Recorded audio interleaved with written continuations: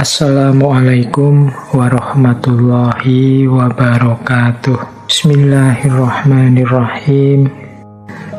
Nah, yang ketiga, the law of cause and effect. Hukum sebab akibat. Kalau ini saya tidak perlu menjelaskan ya. Kalau dalam Islam ya ada famay ya'mal misqala dzarratin khairan yarah wa may ya'mal misqala dzarratin syarran yarah. Ada aksi, ada reaksi. Ada sebab, ada akibat.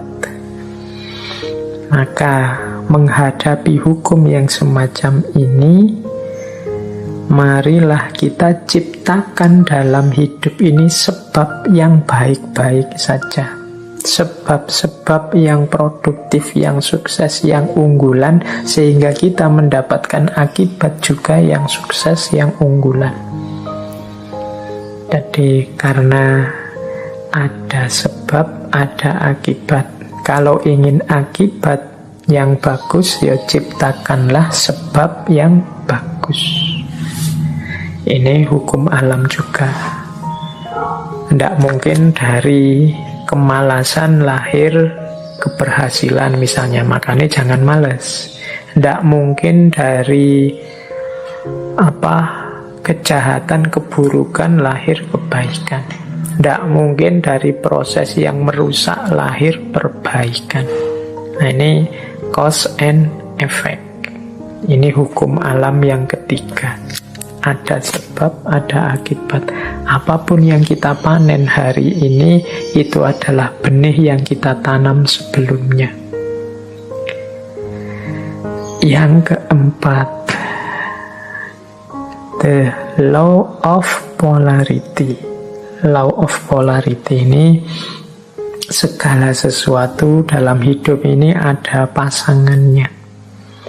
Ada panas, ada dingin, ada terang, ada gelap, ada atas bawah, ada baik buruk. Ini pasangan. Pasangan ini sifatnya saling mengadakan. Saling mengadakan ya, kalau tidak ada buruk, yang baik juga tidak akan ada. Adanya yang baik karena ada yang buruk. Ini namanya saling mengadakan. Kalau semua orang sama, semua baik, semua, ya dia tidak disebut baik, ya standar saja. Dia disebut baik karena ada yang buruk. Disebut terang karena ada situasi gelap. Disebut atas karena ada bawahnya. Bawah saja tidak ada atas, tidak mungkin. Atas saja tidak ada bawahnya, tidak mungkin. Jadi dia saling mengadakan, saling mendukung keberadaan masing-masing. Oke, jadi situasi the law of polarity ini membuat kita nanti tidak mudah melihat satu sisi saja dari sesuatu, tapi harusnya kita melihat secara lebih lengkap. Jadi ada orang baik loh, terus kita puji, kita senangi total 100%. Dia dengan segala kebaikannya, tiba-tiba dia melakukan sedikit atau satu keburukan, runtuhlah kepercayaan kita yang darinya sangat cinta jadi sangat benci. Kita lupa bahwa namanya masih manusia, masih duniawi, itu pasti berpasangan. Ada baiknya, ada buruknya. Ya mungkin kadar dan ukurannya berbeda-beda, tapi pasti ada pasangan-pasangan ini. Kita sering tidak siap menerima situasi yang kebalikan dari kenikmatan, kenyamanan yang kita rasakan hari ini. Padahal itu ya berpasangan. Ada enak, ada tidak enak. Di balik kenikmatan, di sisi sana ada ketidaknikmatan. Itu selalu ada. The law of polarity ini di falsafah hidup yin yang. Tapi the law of polarity ini juga salah satu dari seven cosmic law. Salah satu hukum semesta. Baik. Nanti kita lanjutkan kalau yang keempat ini ya. Yang kelima, the law of rhythm. The law of rhythm ini, hidup ini mengalami siklusnya masing-masing. Hidup ini ada perputarannya. Siang, malam, kelahiran, kematian, kemunculan, kepergian, dan lain sebagainya. Namanya rhythm, iramanya hidup. Nah, segalanya ada awalnya, ada akhirnya. Ini the law of rhythm. Beberapa kali saya ceritakan kan ada kisah sufi, seorang sufi yang punya jargon, ini pun akan berlalu. Mengalami apapun, apakah itu kesenangan, apakah itu kesedihan, pada saatnya juga akan berlalu. Seberat apapun, seperti apapun. Termasuk pandemi ini, dia ada awal kehadirannya, pasti nanti ada akhir kepergiannya. Itu the law of rhythm. Jadi kalau kita mengalami situasi apapun, sadarlah bahwa situasi ini akan berakhir. Yang sedang sedih, ingatlah kesedihanmu pada saatnya akan berganti kegembiraan. Yang sedang gembira, wong namanya kita hidup, pada saatnya juga akan ada masalah dan kegembiraan akan bertemu dengan kesedihan. Itu namanya the law of rhythm. Hidup ini ada siklusnya. Yang sedang di bawah jangan putus asa, yang sedang di atas jangan jumawa. Karena kita ini berputar. Ini namanya the law of rhythm. Untuk the law of rhythm ini, baik, kita lanjutkan. Yang keenam, the law of gestation. The law of gestation itu bunyinya begini. Segala sesuatu perlu waktu untuk terjadi. Tidak ada yang ujuk-ujuk sempurna, tidak ada yang ujuk-ujuk utuh. Segala sesuatu dalam hidup ini butuh proses, perlu waktu. Jadi makanya kita kalau ingin sukses juga perlu kesabaran, menunggu momen, menunggu waktunya. Karena segala sesuatu ada waktunya. Ada waktu menanam, ada waktu memelihara, ada waktu memetik buahnya. Segalanya butuh proses. Tidak ada yang ujuk-ujuk setelah ditanam terus buahnya muncul. The law of gestation. Dan yang ketujuh, yang terakhir dari seven cosmic law adalah the law of transmutation. Segala sesuatu berubah. Jadi segala sesuatu, karena hidup ini di dunia pastinya dinamis, segalanya berubah. Ini banyak kalau kita belajar filsafatnya dulu, filsafat Yunani yang terkenal Heraklitus itu ya segalanya berubah, kecuali perubahan itu sendiri. Yang tidak berubah hanya perubahan. Nah, law of transmutation ini menyadarkan kita untuk menghadapi perubahan, merancang dan menyiapkan perubahan agar perubahan yang terjadi arahnya sesuai keinginan kita, membuat kita lebih baik, membuat kita lebih sukses, membuat kita lebih berhasil. Jangan biarkan perubahan liar tidak terkontrol. Baik, ini 7 cosmic laws. Ini alam semesta. Di level batinnya itu ada 7 mekanisme ini. Ini kalau menurut teorinya Walker Atkinson. Nah, ini pengantar untuk tadi kalau ada yang tanya, Pak, natural law tadi katanya law of attraction ini bagian dari natural law ya, karena kayak tadi unsur natural law yang law of vibration, kemudian law of cause and effect atau law of transmutation ini kan bisa mengimplikasikan law of attraction. Baik, kita masuk sekarang ke law of attraction-nya sendiri. Basic prinsip basic principles. Jadi prinsip-prinsip dasarnya law of attraction itu di catatan saya secara umum ada 4. Yang pertama, apa yang engkau pikirkan, itulah yang engkau dapatkan. Yang kedua, pikiranmu menentukan bagaimana hidupmu. Yang ketiga, pikiran yang positif akan mendatangkan kehidupan yang positif. Dan yang keempat, pikiran yang negatif akan mendatangkan kehidupan yang juga negatif. Berarti law of attraction ini pertama-tama menyarankan kita untuk memperhatikan apa yang ada di pikiran kita. Isinya apa saja? Apakah isinya hal-hal yang positif ataukah isinya hal-hal yang negatif? Kalau isinya hal-hal yang positif, insya Allah hidup kita juga akan berwujud positif.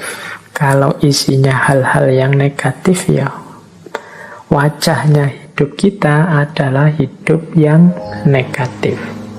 Nah, ini masing-masing kita yang bisa ngerti, coba ditengok deh.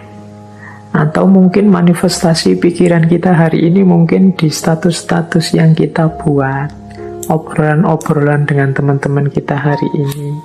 Coba kita muhasabahi, kita refleksi, banyak positifnya atau banyak negatifnya. Makanya agama itu menyuruh kita serba husnudzon, jangan suudzon.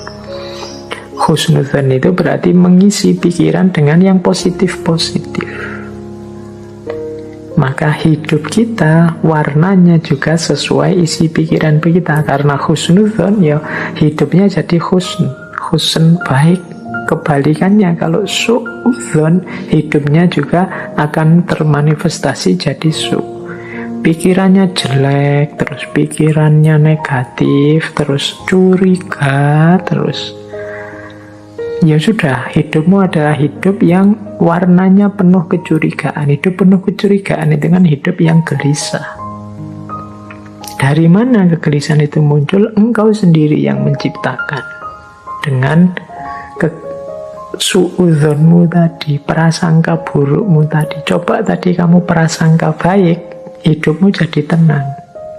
Dari mana ketenangan itu datang? Ya engkau ciptakan sendiri tadi, karena engkau suudzon. Ya bayangkan ya mudahnya, misalnya kalian mau naik kendaraan umum, naik bis atau kereta, itu kalau pikiranmu serba prasangka buruk, jangan-jangan nanti dicopet, jangan-jangan nanti di tengah jalan keretanya tabrakan mogok, jangan-jangan pikirannya jelek terus, maka kalian tidak akan bisa menikmati perjalanan. Sepanjang jalan mungkin kamu gelisah, ini jangan-jangan nabrak, jangan-jangan nanti ketemu orang jahat, jangan-jangan tidak tenang perjalananmu. Dari mana ketidaktenangan itu datang? Ya kamu awali dari pikiranmu sendiri tadi. Tapi coba engkau husnudzon, jadi pikiran yang bersih, tidak curiga, yakin dengan kenyamanan, keamananmu, ya perjalananmu nyaman. Tadi kalau di rumus teori vibrasi tadi, ya kenyamanan, keamananmu akan menarik sekelilingmu, frekuensinya juga jadi nyaman, jadi aman.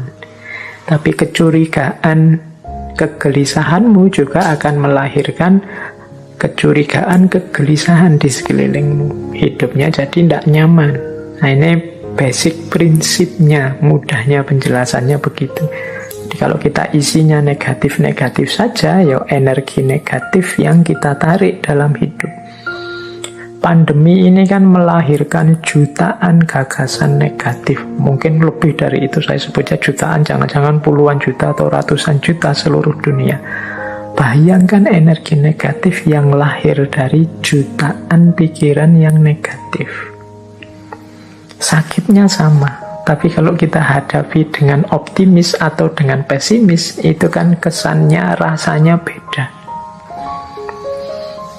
Itu the law of attraction. Semakin negatif isi pikiran kita, ya semakin keruh hidup kita. Asalnya ya kita sendiri yang mengundang kekeruhan itu.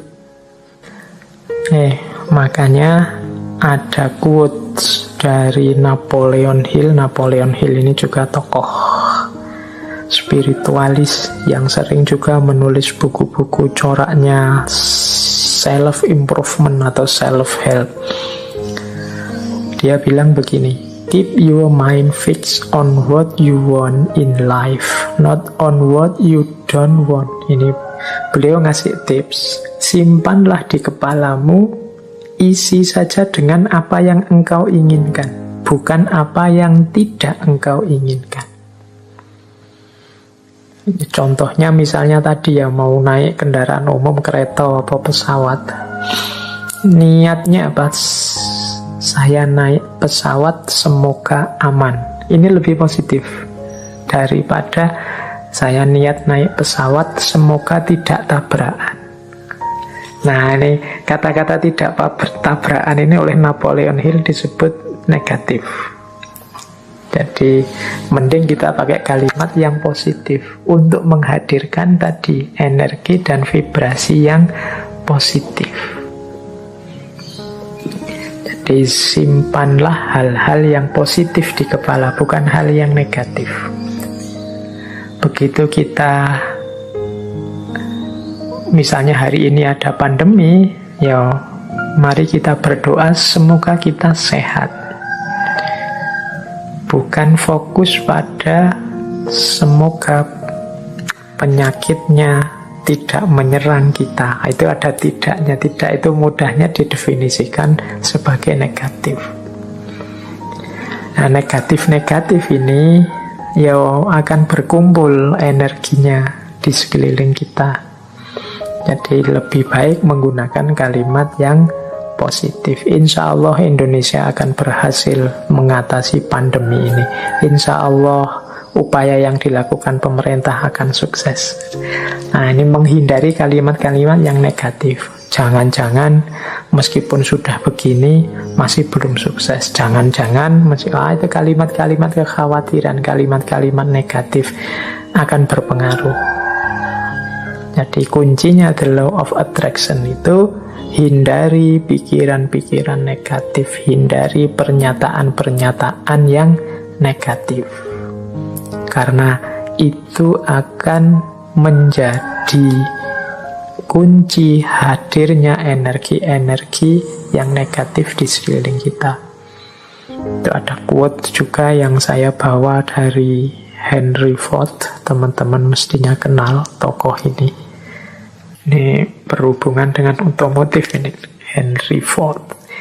Ada quote yang terkenal sekali dari Henry Ford ini, whether you think you can or you can't, either way you are right. Apakah engkau menganggap dirimu mampu atau tidak, dua-duanya benar. Kita kan sering menggunakan kalimat-kalimat yang mengekspresikan ketidakmampuan diri. Aku ndak bisa baca loh, aku ndak cakep loh, aku ndak bisa ngomong di depan publik loh, aku ndak bisa menari, aku ndak bisa berenang, aku ndak bisa menyanyi. Ya sudah, karena kita sendiri deklarasi kita ndak bisa, ya akhirnya ya kita memang ndak bisa. Padahal kalau mau kita bisa kok. Saya ndak bisa Pak ngomong di depan orang banyak, jadi yo iso. Cuma karena sudah merasa ndak bisa, ya selesai dengan ketidakbisaanmu.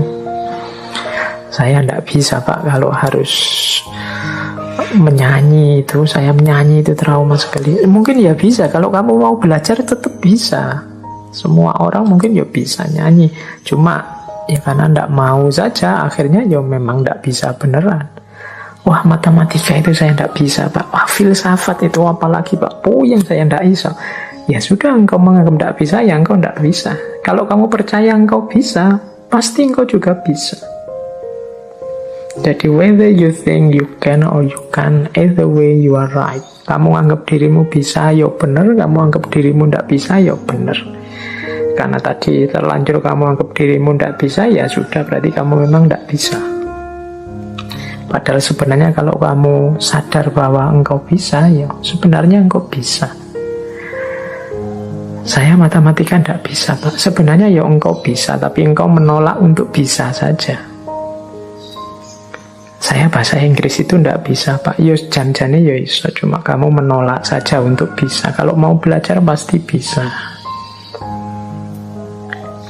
Oke, jadi ini contoh bagaimana pikiranmu menentukan hidupmu. Karena tadi kamu sudah merasa ndak bisa, ya wes, memang akhirnya engkau ndak bisa beneran dalam kenyataannya.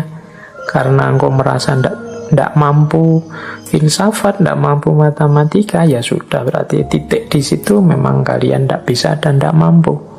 Padahal kalau kalian mau, ya tetap mampu. Ini Henry Ford. Makanya menurut saya gunakan kalimat-kalimat yang lebih positif. Apalagi teman-teman ini yang guru ya, yang punya murid, punya anak didik, entah di level apapun, apalagi yang masih dalam upaya pembentukan SD, SMP, TK, PAUD. Ini kan hindari kalimat-kalimat yang negatif. Masukkan dalam isi kepala anak-anak kita itu hal-hal yang positif, yang membentuk dirinya secara positif, yang penuh harapan, yang penuh keyakinan akan masa depannya, yang menumbuhkan potensi-potensi tersembunyinya. Yakinkan bahwa mereka bisa apapun yang mereka inginkan kalau mereka mau. Jadi itu prinsip the law of attraction. Nah, asumsi-asumsinya apa sih the law of attraction itu? Jadi yang pertama, energi mengalir kemana perhatian seseorang tertuju. Mengapa sih meyakini the law of attraction? Apa yang kita yakini itulah yang terwujud. Karena ketika kita meyakini sesuatu, fokus pada sesuatu, energi kita mengalir ke situ semua. Pokoknya saya harus berhasil di sini, saya harus sukses ini, saya harus mampu melakukan ini. Nah, itu energi kita mengalir ke situ semua. Ya wis, mudahnya sering saya ilustrasikan kan kalau orang jatuh cinta, itu energinya fokus semua pada yang dicintainya, sehingga kadang-kadang dia bisa melakukan apapun yang untuk dirinya sendiri saja mungkin tidak dilakukan, tapi untuk yang dia cintai dia mampu melakukannya. Kenapa? Energinya mengalir ke situ semua, karena pikiran perhatiannya ke situ semua. Jadi asumsi pertamanya itu, ketika kita fokus pada sesuatu, maka semua potensi diri kita ke situ semua. Itu yang pertama, asumsinya itu. Yang kedua, alam semesta ini, ya di situ kalimatnya penuh dengan kelimpahan untuk manusia. Maksudnya apa?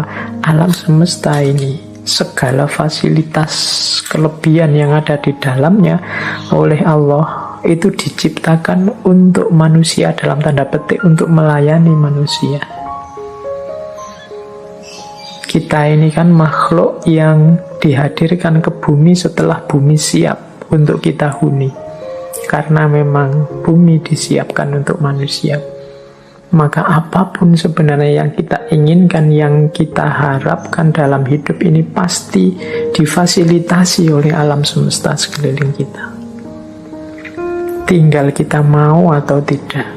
Nah, itu asumsi kedua. Berarti kuncinya ada pada keinginan dirinya manusia. Asumsi yang kedua, mengapa kok pikiran kita nanti yang menjadi kunci. Yang ketiga, kemampuan atau potensi manusia itu sangat jauh lebih besar, jauh lebih luas daripada yang kita sadari saat ini.